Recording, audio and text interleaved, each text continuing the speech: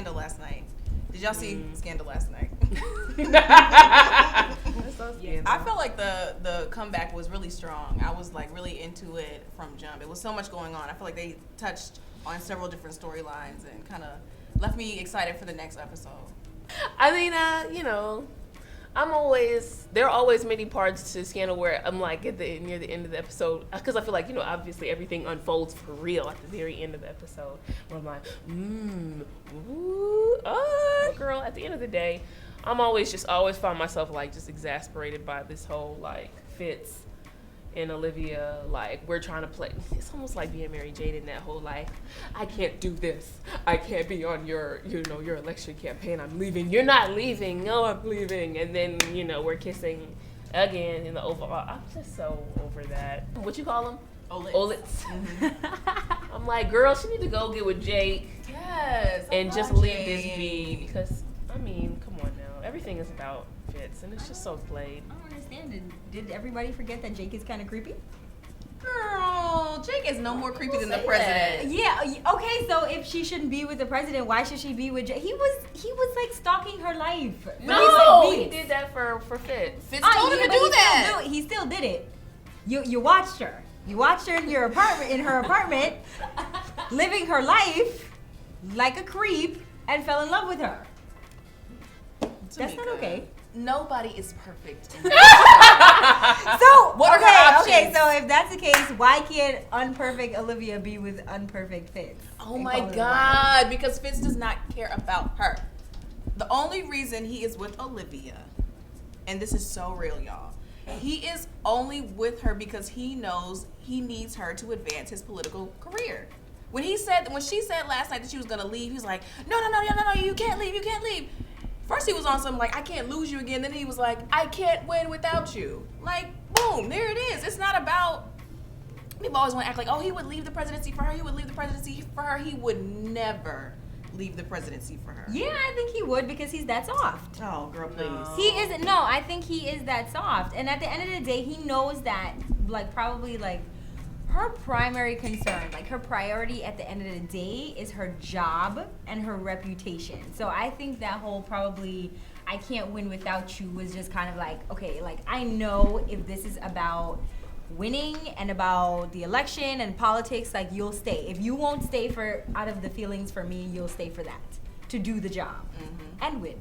And that's what she said, she was gonna stay. I just don't like Fitz at all.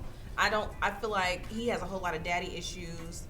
And they're unresolved, and so it affects everything he does. Like he's constantly on a mission to prove to his father that he can actually run the country, even though he's a little baby. When I saw him throw that glass at the wall last night, I was just like, "This is a temper tantrum."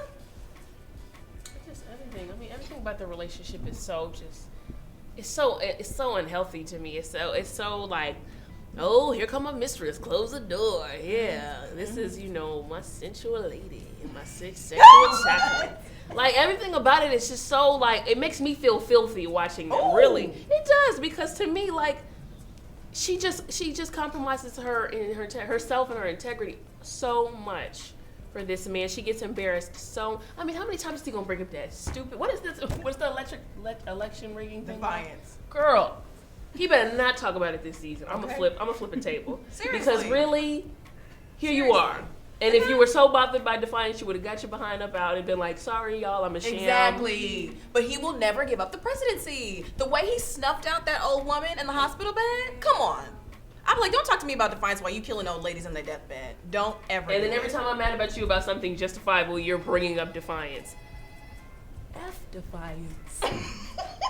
I just don't. I don't even.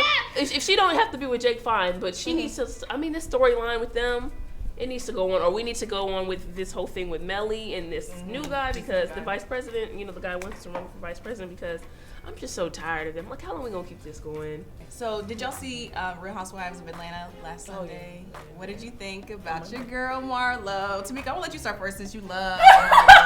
Go ahead. I'm so beyond done with NeNe. I'm so done with NeNe. And I had a conversation with somebody else who was basically saying, oh, they're both wrong, for I guess the whole blow up, the whole fight. what happened. But my thing is, I'm really on Marlo's side, and not just because I like her. Not just because I like her. I'm on her side because it's just kind of like, I think at the point when NeNe, even though everything that NeNe was doing up until then was shady as hell, like, you know, not sitting beside Marlo at Peter's, you know, birthday party, and not inviting her, you know, to be on her team for the Bailey Bowl. But at the point when you're going to throw a bottle, like you're going to fling a bottle at me, I think it's just like one of those things, like when you get physical, it's one of those lines in a friendship that is just like should never be crossed. And once the line is crossed, like there's no going back. So it's just kind of like, if she's gonna come out with her, bitch, you're stupid, and everything else that she said to her thereafter, it's just like, I really don't blame her for being that angry. And it's just like, another thing was that, oh, you know, they weren't really friends. You're not really friends if you're gonna like go at each other so easily over something. But it's just like, nobody thinks that these housewives are BFFs. No. Like they're you know, they roll so tight together. So it's just like, they've known each other for what, maybe like 2-3 years. So it's just like, for them to like have a falling out like that, like it doesn't even surprise me. Like nobody was showing up at anybody's door on some Mary Jane. I'm ride or die. I'm ride or die. So I just think that they both handled it wrong, in my opinion, because I feel like Marlo should never even come, and to me, to the Bailey Bowl. If she knew she was hurt about the fact that she wasn't invited to be on NeNe's team, to know she was gonna come and be on Kenya's team, and then you, every time you turn around, you going up to NeNe and them like, I'm gonna do this on this team because you didn't put me on your team. Or what's going on with that? NeNe's not talking to me, y'all, because it kind of egged it on. And clearly she's ignoring you. She's kind of being a bitch. Talk about it later. You know, since you decided to come, talk about it later. But don't go up to everybody who's a bridesmaid and be like, I don't know what's going on with NeNe. And then you got Kenya jumping in and ready to like pull you over there to talk. That's not the time and place. People's kids are here. Like, you know, it wasn't the time and the place to get real crunk about all that. I just wouldn't have gone. I would have called NeNe and been like, you could just, if you were a woman enough, why don't you just tell me what the hell your problem is? Why are you out here ignoring me and not inviting me to stuff? I'm not even gonna show my face at some stuff and deal with that crap. But you show up and then you don't get the reaction that you want. And of course, I know NeNe acted a fool. You don't throw nothing at nobody. But at the same token, it's like, what did Marlo expect?